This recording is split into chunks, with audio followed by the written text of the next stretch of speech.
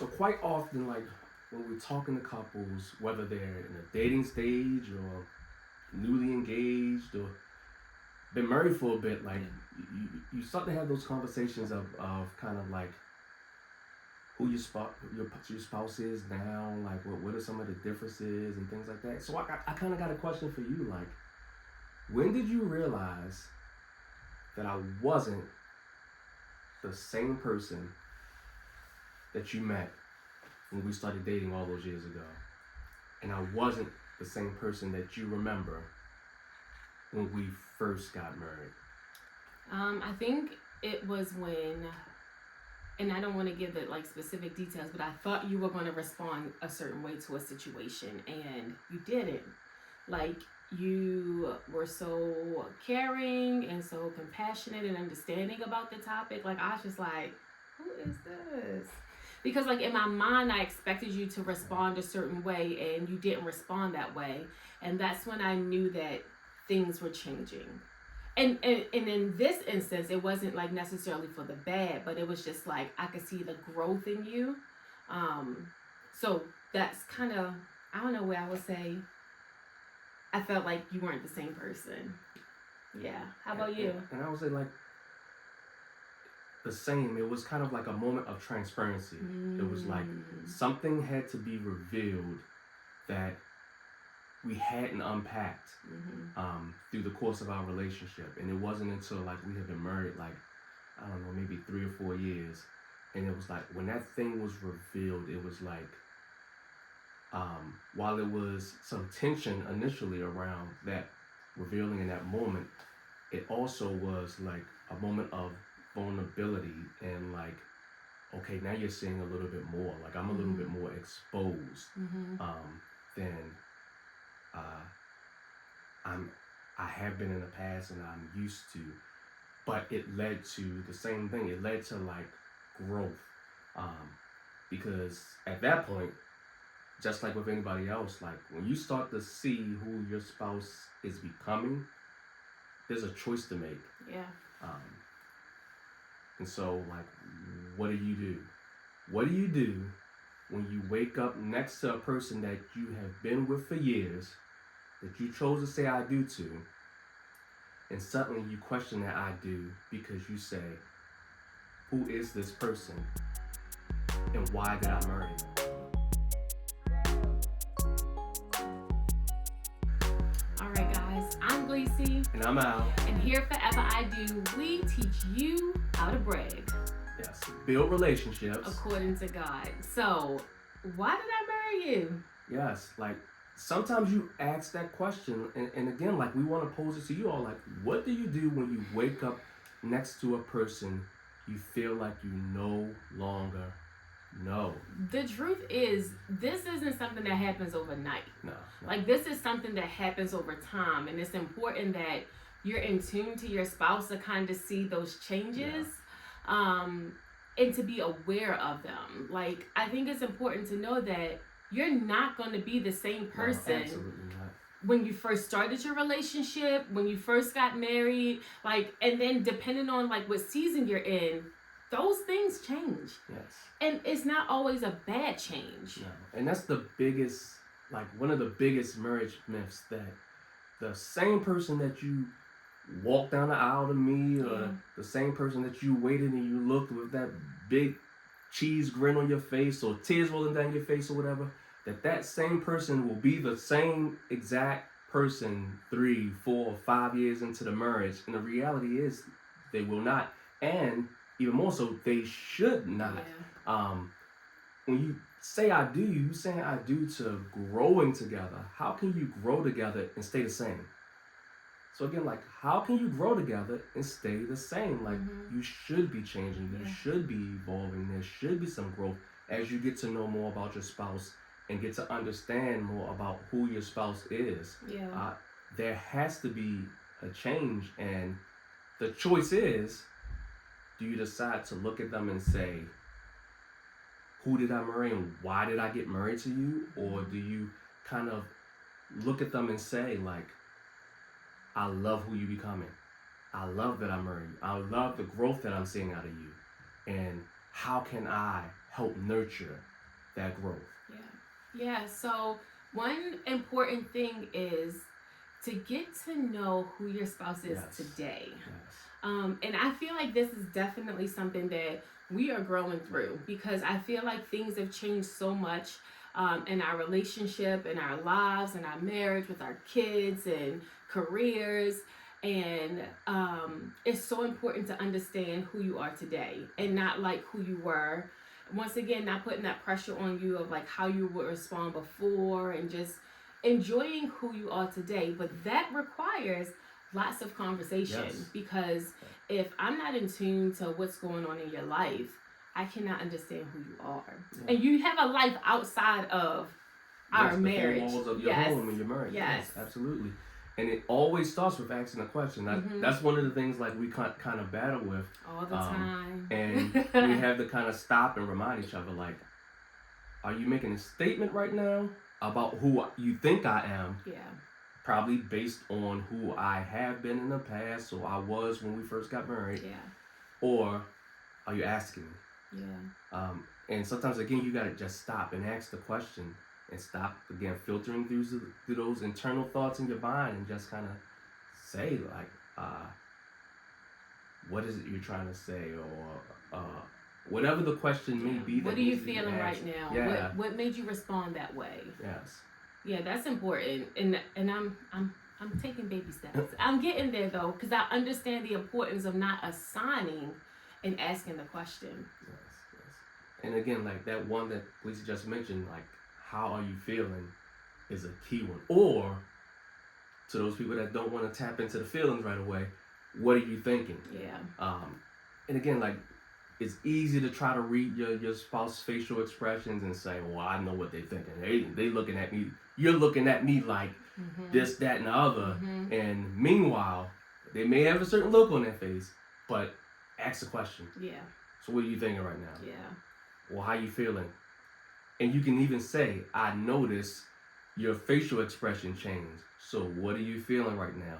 I notice you seem to shift a little bit in your chair. And, what are you thinking right now? Ask the questions about, again, what you're seeing, instead of assigning what you think is happening in those moments. That is so good. Like, one is letting your spouse recognize that you're in tune to even those little subtle changes. Yeah, you saw something. Yeah, I can be real subtle and I can be real overt at the same time, but like not subtle. But it's important that your spouse understands, like, oh, they're really paying attention to me. Like, they really see me. And then giving them that opportunity to explain what it is that they saw. And sometimes you gotta take a breath before you ask. Because if you see some eyes roll back or head twist or something like that, like, you may want to react right away. Yeah. But sometimes you gotta take a quick pause, and then again, just ask the question, because you wanna, again, like, get to know who your spouse is every day. And also, asking those questions help you to stop idolizing your spouse, and again, start realizing who they are. Yeah. And again, that shift has to happen, because if you're idolizing them, you're still seeing them through your own filters of what you think they should be, instead of realizing who they really are. Yeah. So one thing of idealizing your spouse, like, I love the idea of a husband. Yeah. But I might not necessarily love the idea of someone that's going to hold me accountable. Someone that's going to push me. So it's important that you stop idealizing their title, and just understand who they are. Like, I feel like you are the ultimate person to kind of push you past your comfort zone. Like, you don't think that it's okay to settle for what you see right here. Like, it's always important to be thinking of the next thing, and thinking how you're going to move forward. And that was a little bit hard for me, because I kept saying, why he keep trying to get me to do this, or why he keep trying to get me to think this way. And it was important to understand that you're not just my husband, you're my biggest cheerleader. You want to see me grow, you want to see me healthy. So I think that that's one of the biggest things when you stop idealizing the fact that you have a spouse. And again, idealizing is also just like that filter. Like, Yeah. and our filters are built off a number of things. Mm-hmm. It could be built off of what you saw growing up. Mama did this, and Mama did this, and all of a sudden your idea of what your wife should be is what Mama was, Yep. or your idea of what wife should be is who different partners were that you dated in the past, or something you saw on TV, or just again all of these ideas Yeah. that you filtering your spouse through, which is completely unfair Yeah. and unhealthy as well, instead of realizing and growing to love who they are. Yeah, that's the thing. You have to realize and love who they are right now. Again, like this person in front of me. yes, and that's a choice. Yeah. But we want to help you with that choice. Yeah. Go ahead, babe. So this is all about, again, shifting from the ideas of who your spouse is to realizing who they really are. And you're going to do that by kind of grading yourself and grading them in some key areas. We won't go through all of them, but we're going to name a few, and we'll drop all of them in the notes for today's episode. Yeah. But again, you're going to kind of grade yourself and then grade your spouse on a scale from 1 to 7 on a couple key areas. And after you grade yourself and your spouse, you're going to have the conversation. Mm-hmm. And you're going to ask them, how would they grade themselves in this area? And again, you're going to notice some differences because, again, you may have been grading them through some ideas of what you think they are. And they're going to give you what they feel like they are, which is the reality. And then you're going to see what that difference is. And wherever you have the biggest differences, we encourage you to sit down and unpack the why the difference exists. Mm-hmm. So again, don't go into it with some assumptions and things like that. And it's like, nah, you ain't really like that. No, you off. Don't tell them they off and how they graded themselves. Discuss the differences. Discuss the disparity. Yeah. And again, start to unpack that. It'll help you get to know who your spouse is. And it'll help you to shift. Yeah. So, our first topic. Compassionate. Yeah. So, in compassionate, I rated myself as a 5. Yes. And again, this is on a scale from 1 to 7. And I rated you a 5. So we were good there.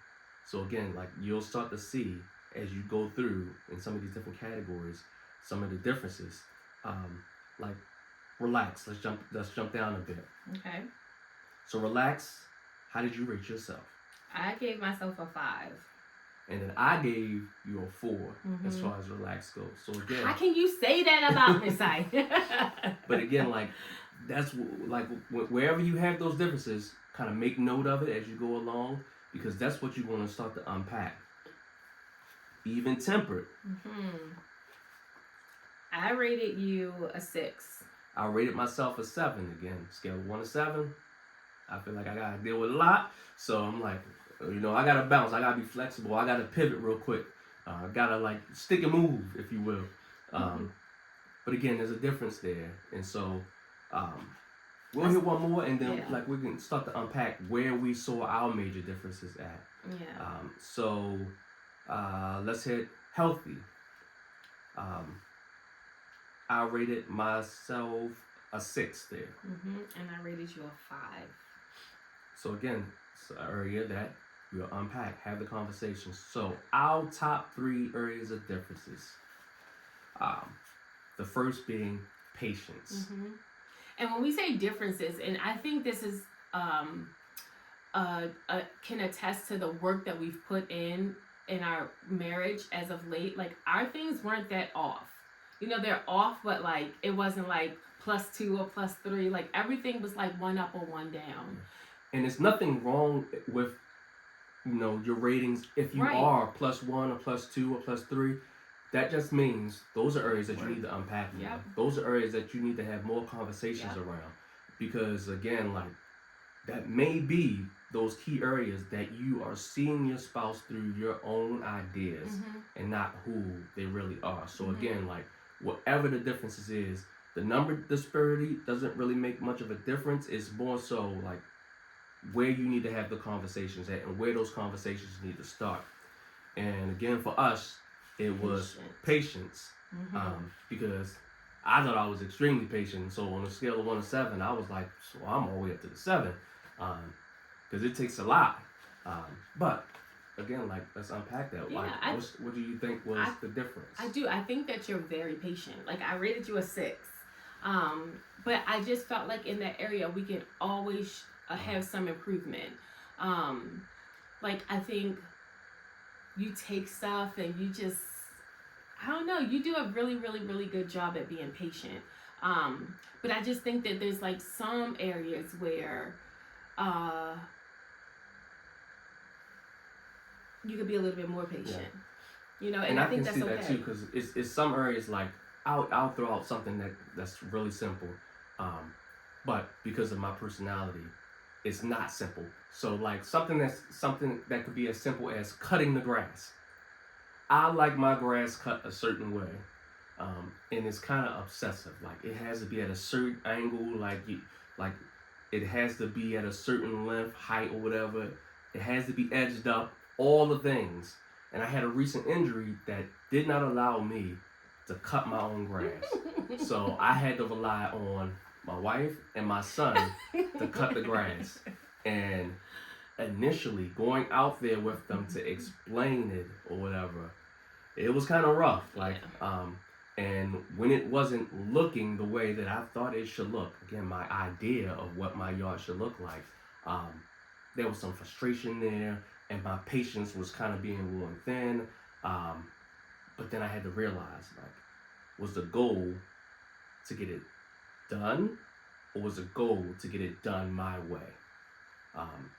And again, that's the same thing with your spouse. Is the goal for your spouse to look, and I'm not talking about physically, I'm talking about just look like the idea you have for them, or is the goal for them to look how God created them to be, the best version of themselves, which may not be what you had in your mind. Yeah.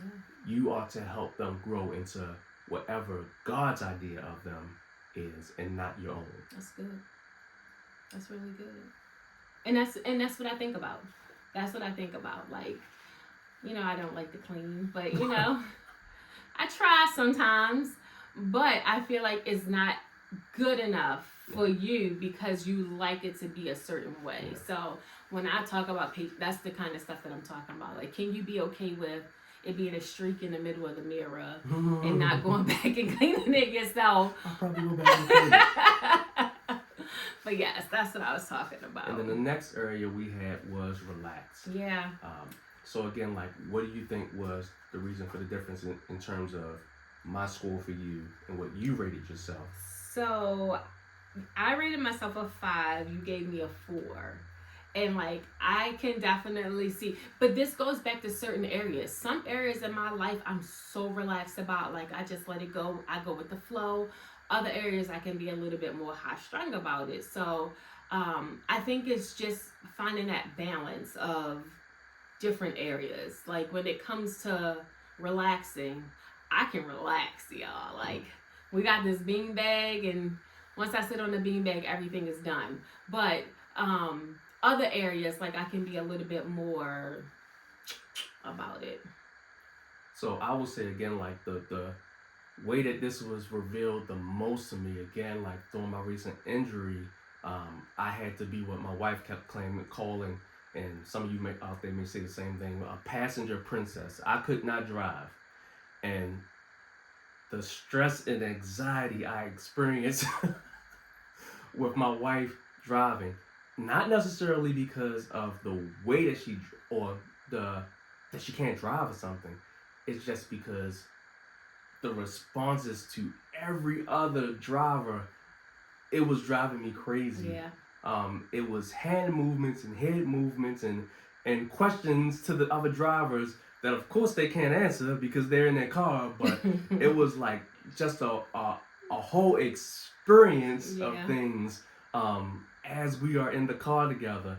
And I'm the complete opposite. Mm-hmm. Like, I'm aware of the other drivers, but my awareness kind of leads me to plan my route around the craziness. but I'm gonna chill. Like I'm not gonna be like stressed out my whole drive. Like I'm gonna turn on a podcast or some music and I'm gonna chill and I'm gonna see crazy up ahead and I'm gonna say I need to get 2 lanes over and speed pass and then chill out again. Like, but it was a whole experience and again I wish I could just like I don't know like grab her and say like chill out, relax, but that would have just made it worse. Yeah. But again, but we did have the conversation. Yes. And yes. it did improve. Yes. Now, when she said we did have the conversation, she and I had the conversation, not her and all these other Oh, drivers. yeah. But yeah. But again, that's just an example. But again, like I just believe, like just life is full of distractions. Yeah. Marriage is full of distractions. The seasons of marriage, whatever season you may be in, will have plenty of distractions. And you have to carry peace with you. Like I'm always reminded of like the scripture, like put on the whole armor of God. Like a part of putting on that armor is not having everything on the outside hit you. Because if it hits you, you're gonna respond. Yeah. But if you're blocking things, you're able to walk forward a little more peacefully because you know, like while it may come at me, it's not gonna harm me. And if it's not going to harm me, I don't need to respond to it. Yeah. And then our last area was confident. Yes. So again, I think we both had some differences for each other in that area. And again, we actually rated each other higher than what the other person thought. And my thought for myself was again like there's always room for growth. I love to learn. So learning is about gaining confidence in different areas. So I'm not confident in every single area because I know there's stuff that I still need to learn. I know there's always room for growth. There's always room for another lesson. And I'm always looking for them. Yeah. And as I find those things, I can grow in confidence. And so like, and for me, it's just like I know that I have some areas that I'm not confident in. Gotcha. You know, I have some areas that, I would say that I'm a little insecure in, and I'm trying to work towards those things. So that's why I know that I have room for growth because the one thing is I have identified those areas and I'm making strides to become more confident in those areas. So if we do this 6 months from now, I might be a 7. Wow. But again, like all of this is about conversations and laugh and have fun. And as you hear from your spouse, again, your job is not to change and your job is not to see them through the ideas that you may have had for them. Your ideas, the goal is to help them grow into who they see themselves as. And if it's not in a healthy place, to help shift it to a healthy place and help them see themselves as God has created them to be. So again, like as you're going through this, kind of ask yourself the question, like how accurate is my image of my spouse compared to who they see themselves as? And the more accurately you can present yourself to each other, the easier your marriage will be.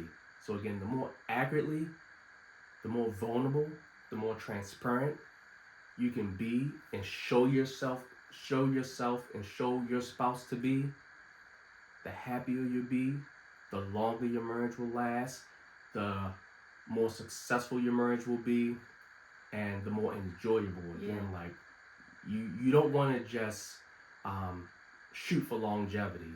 You want to shoot for growth. You want to shoot for thriving. Yes. And being happy and enjoying each other. Yes. Yeah. All right. So why did I marry you? Yes. Why did she marry me? All right, guys. Thank you so much for joining us. If you haven't, y'all go ahead and subscribe to the YouTube channel. Go over and follow us on Instagram. We are so grateful, and we hope that through our conversations, we continue to help your marriage thrive, and hopefully we teach you how to brag. See you in the next video. Bye, guys.